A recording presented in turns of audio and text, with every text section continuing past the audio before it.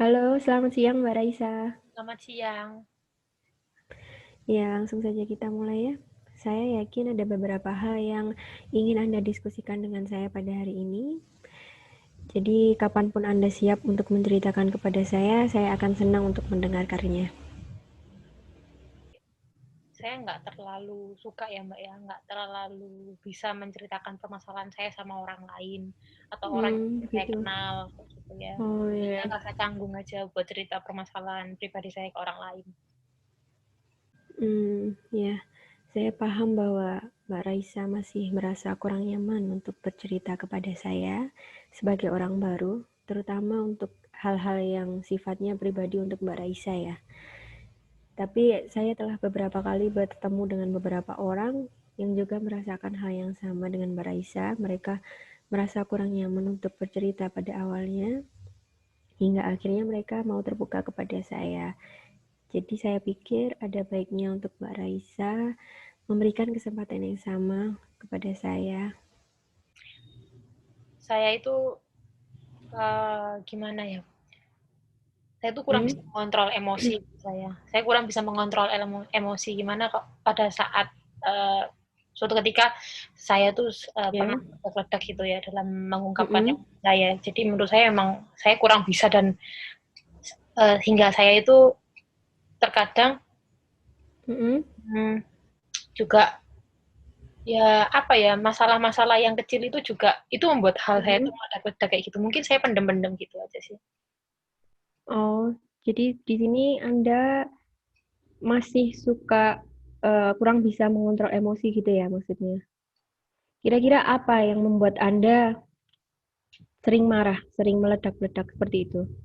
Sebenarnya hal-hal kecil dan simpel sih harusnya ya. Kalau Mhm, menurut saya kalau waktu saya mhm, berpikir jernih, waktu saya bisa berpikir jernih saya tahu kalau itu ngapain ya mikir kayak gitu banget kayak gitu. Cuman kadang mhm, eh, hal kecil atau kalau enggak pada saat saya itu tidak tidak bisa memenuhi keinginan orang lain, pada saat mhm, saya merasa waduh aku salah, waduh aku nggak mhm, bener ini ke orang lain. Jadi itu yang membuat saya itu akhirnya kira-kira salahku ini apa namanya buat orang lain kayak gimana ya ke aku responnya kayak gitu. Aku sampai memikirkan seperti mhm, ke orang lain. Jadi kadang mhm. juga pemikiran saya itu membuat saya terkadang juga melakukan self harm kayak gitu sih. Oke, jadi menurut Mbak Raisa, penyebab Mbak Raisa sering marah, meledak-meledak ini karena Mbak Raisa takut untuk mengecewakan orang lain ya. Jadi Mbak Raisa sering memikirkan apa yang dipikirkan orang lain terhadap Mbak Raisa seperti itu ya. Iya. Kemudian berbicara tentang self harm, apakah Mbak Raisa sampai sekarang masih sering melakukan hal tersebut? Kalau sekarang sih udah udah agak jarang sih ya saya mau melakukan Hmm, itu udah mm-mm, hampir mulai bisa lah saya bisa ngontrol kayak gitu. mm-mm. Caranya sih saya kan emang nyari-nyari ya Mbak ya, nyari gimana Iya. biar saya tidak melakukan hal itu kayak gitu. Saya buat olahraga Oh, mungkin biar ngerasa saya tuh capek secara fisik ya. Jadi saya capek, mm-mm, saya lelah, saya buat olahraga. Biasanya sebelum pandemi ini ya saya biasanya berenang, mm-mm, mm-mm, nge-gym, tapi pada saat dan berkuda juga. Cuman waktu pandemi ini lebih banyak berkudanya karena emang kalau berkuda lapangannya lebih luas dan mm-mm, tempat latihan juga kanan kiri tuh apa ya pemandangannya bagus lah. Jadi menurut saya lebih bisa apa namanya fokus di lapangan. Jadi saya bisa melupakan kejadian atau masalah yang mm-mm. di luar lapangan kayak gitu sih Mbak. Ya. Saya sangat terkesan dengan usaha Mbak Raisa dan cara berpikir Mbak Raisa untuk menghindar dari self harm karena Mbak Raisa tahu bahwa self harm telah memberikan dampak buruk terhadap kehidupan Mbak Raisa dan kemudian beralih ke berolahraga seperti berkuda seperti itu ya Mbak. Jadi menurut saya kerja yang bagus untuk Mbak Raisa hingga akhirnya tidak lagi melakukan self harm.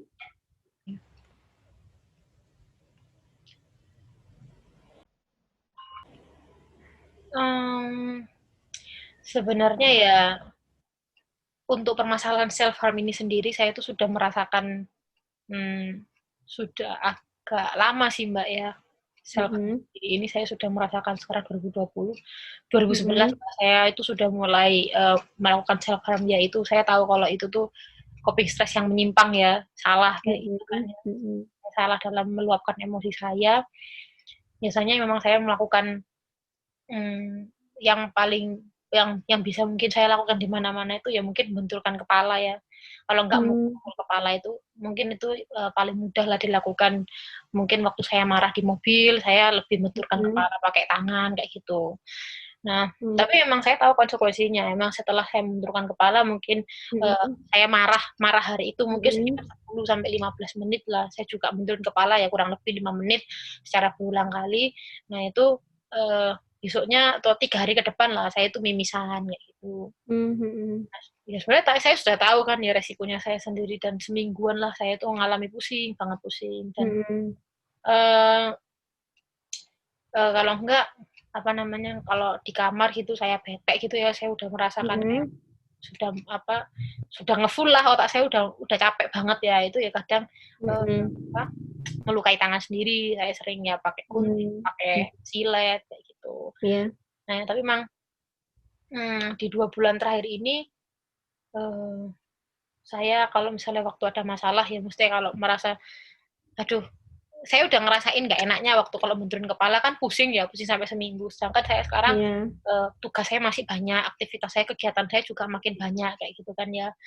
Dan itu saya waduh, nanti nggak selesai-selesai dong pekerjaan saya kalau saya memikirkan hal ini dan saya mukulin kepala, malah akhirnya delay semua, nggak jadi semua atau batal semua tugas-tugas yang harus saya lakukan, malah menyusahkan diri saya sendiri. Akhirnya saya lebih ya menarik nafas panjang, mengeluarkan kayak gitu. Ternyata itu kok efektif juga kayak gitu. Jadi menurut saya sebenarnya itu hal yang simpel ya, tapi ternyata ya efektif untuk saya lakukan. Kalau enggak ya pas pagi itu bangun subuh itu, habis itu saya coba keluar, terus kebetulan di kamar saya luarnya itu langsung kayak orang tua saya ada buatin balkon, ya sudah saya di situ narik nafas, keluarkan. Jadi ternyata itu jauh lebih rileks gitu. Kayak akhirnya ya ternyata ini membuahkan hasil juga ya. Maksudnya kan nggak mungkin saya subuh-subuh langsung berkuda kan, nggak mungkin. Tapi ternyata ya itu simpel dan bisa membuat saya lebih baik. Baik, sekarang saya akan coba merangkum apa saja yang telah kita bahas hari ini ya Mbak Raisa. Jadi Mbak Raisa tadi bilang bahwa Mbak Raisa memiliki permasalahan dalam mengontrol emosi yang kemudian sering meledak-meledak. Dan penyebab emosi tersebut adalah Mbak Raisa takut bahwa Mbak Raisa akan mengecewakan orang lain, yang kemudian berujung kepada Mbak Raisa melakukan self-harm, seperti itu ya Mbak. Tapi kemudian pada akhir-akhir ini Mbak Raisa mulai sadar bahwa self-harm memberikan dampak yang buruk untuk kehidupan Mbak Raisa, dan Mbak Raisa kemudian beralih ke olahraga seperti berkuda. Benar begitu ya Mbak Raisa?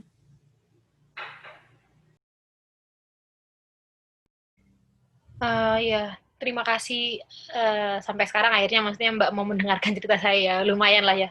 Walaupun saya sebenarnya kan awalnya nggak terlalu bisa membuka atau ngobrol sama orang lain tentang permasalahan saya. Saya terima kasih sudah didengarkan cerita saya, dan ya menurut saya tuh ya bisa membuat saya lebih lega lah. Ya, terima kasih kembali untuk Mbak Raisa sudah berani untuk menceritakan kepada saya hari ini.